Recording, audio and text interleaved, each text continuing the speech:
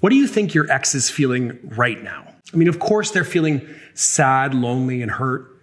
But most of all, they're probably feeling afraid. And that fear that your ex feels is going to be one of your best tools to win them back.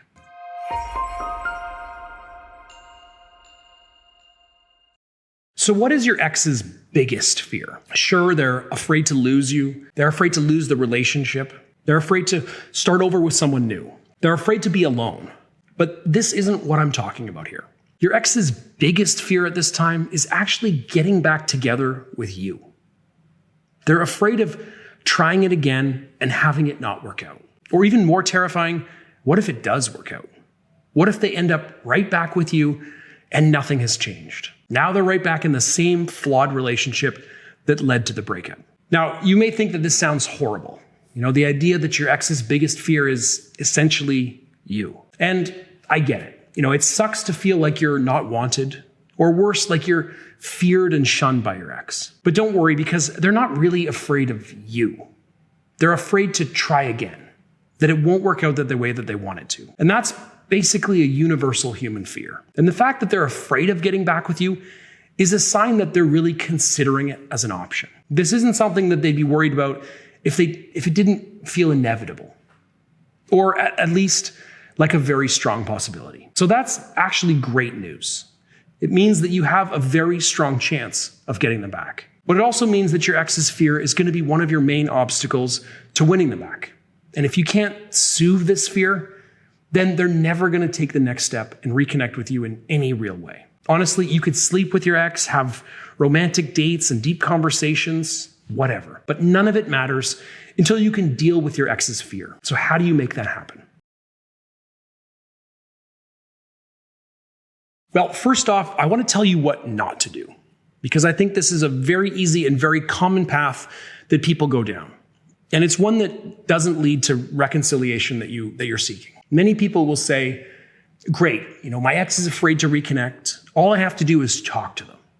Tell them that things will be different and that I've changed, and then all will be good. They'll have to take me back. But really, that never works. I mean, think about it.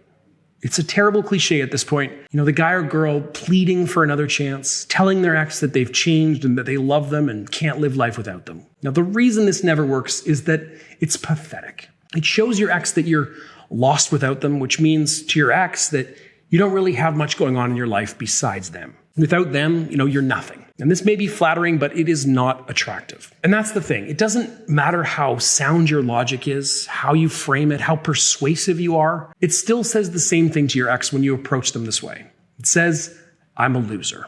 And the reason it doesn't work is because people don't make decisions about who they want to be with based on logic. Your ex will use logic to justify the decision that they've already made based on their emotions. So instead of trying to convince your ex to be with you, you need to focus on their emotions, their love for you, their fear of reconnecting, and their fear of being alone, and their intense need to connect with others.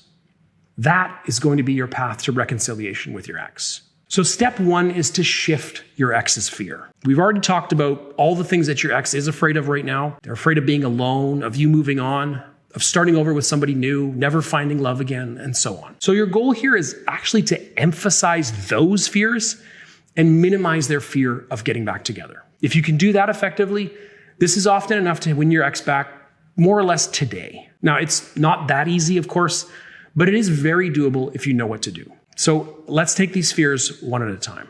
First off, your ex is afraid of being alone. This is a perfectly reasonable fear that most people have, but it really kicks into overdrive after a breakup. And you can actually help nurture this fear through your actions. You have to show them what it really feels like to be all alone. To start, stop hanging around your ex, hoping for a little attention. I know you hope that it will lead you to reconnect and get back together, but it won't. All you're doing is giving your ex a little boost of energy so that they can make it through this difficult time and move on. They're never feeling really alone because they know that they can call you up anytime for a little attention, affection, love, sex, whatever. So they know that they have somebody to rely on. But when you go silent, out of nowhere, then they have to feel that full weight of being all alone And that can be really crushing to your ex. This is when a lot of exes break down and come running back because they didn't know how bad it would feel to trade someone who loves you for an empty bed and an empty inbox. So cut them off.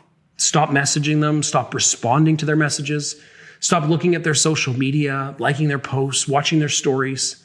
Really stop all of it right now. I know that that's hard, but it is going to be the best step you can take if you want your ex back because it sends their fear of being alone into overdrive. And going no contact in this way also helps to nurture another one of your ex's fears. And that is they're afraid to see you moving on. They're never really going to feel like you're moving on when you're still clearly trying to get their attention. But if you go cold, they're going to take that as a sign that they may have already lost you. And this is something that your ex has been dreading since the breakup that's now coming true before their very eyes. And the worst part is that they know that they have no right to be angry at you since they're resistant to getting back together. So the only person they can blame for those bad feelings is themselves. But going dark isn't going to be enough to make your ex change their mind right away. You'll have to move on to number 2, which is to address your ex's concerns with action. So now that you're not talking to your ex, you're going to have, a lot of time on your hands. And this can be a good thing or a bad thing, depending on how you use it. For me, the best thing you can do in your situation is to use this time to address your ex's fears of getting back together. So what am I talking about here? Well, basically, your ex fears getting back together and finding out that nothing has changed, that you two still have the same toxic dynamic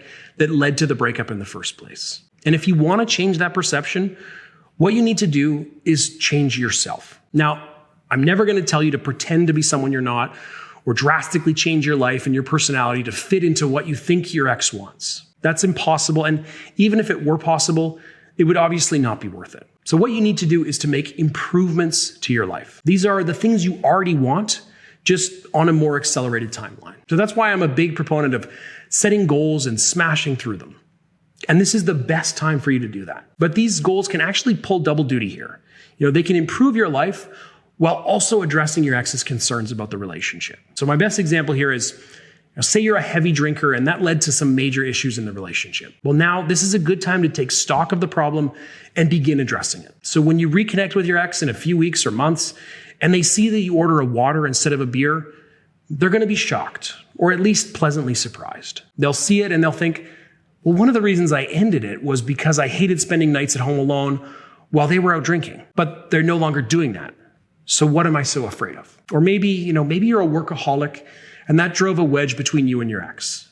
So take this time to carve out a healthier work-life balance. And when your ex sees that you have more time for them, they're going to realize that their fears of not being a priority are no longer founded. So you see, it's about removing your ex's objections until they have nothing left to be afraid of. Now, of course, there's a million examples that I could give you here, but you know better than I do which issues you had that were getting in the way of connecting with your ex, and you know what you need to do to start addressing them. The good news is that you don't have to make a total transformation overnight. Your ex just needs to see that you're making a concerted effort to change. So maybe your ex hated how you bottled up your feelings and exploded. Well, all you need to do is start attending therapy, maybe read a book or two on the subject, and they'll see that it won't always be that way. And, of course, self-improvement of any kind has a major impact on your ex's perception of you. It shows them that you're not the person that they thought you were. It also gives you confidence that will carry over into how you treat them and yourself. And it makes them intrigued as to what else you have in store for them in the future. All right, let's move on to step 3.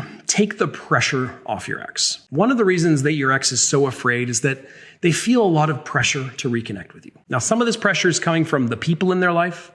It's very lonely being single. And when you see all the people around you happily coupled up, you feel like a third wheel. And in those moments, you feel like you made a huge mistake throwing away somebody who always had your back. A lot of this is pressure that your ex is really putting on themselves. They feel torn up, trying to decide what to do. Of course, that feeling is unpleasant, and they know when they finally make a decision one way or the other, they can stop thinking about this and move forward. But there's also plenty of pressure coming from you. Every time you reach out to try and talk things out, they feel pressured to give in and take you back. And this is worse if you beg and plead with them. If they feel too much pressure from every direction, it can be pretty easy for them to just separate entirely and cut you off. So you need to do what you can to take the pressure off them so that you can reconnect with them more directly without giving them an excuse to run away. Now, the best way to do this, frankly, is to just be chill. When you reach out to them, after at least a few weeks or ideally maybe a month of no contact, you definitely shouldn't dive right into the heavy relationship talk right away. Save that for way down the road when you've actually reconnected and rebuilt some trust. At first, you just need to be friendly, make them laugh, and reconnect in all the ways that you used to when you were first dating. Show them that you care and that you still like them, but that you don't have any big expectations of them. Rebuild things slowly without putting pressure on them to decide one way or another, and watch their fears melt away. And step 4, get help from a professional. Having a fearful ex is one of the hardest situations to be in if you're trying to get them back. But I've helped thousands of people get their fearful ex back through my online coaching. Check out all the details over at breakupbrad.com/coaching, and you'll see how easy it can be to reconnect with your ex regardless of how scared you both are. Again, get all the details and sign up today at breakupbrad.com/coaching. And that brings us to the end of this video, guys. I hope that you found a path forward to reconnecting with your ex. Thank you, of course, for watching, liking, and subscribing, and I will see you next time.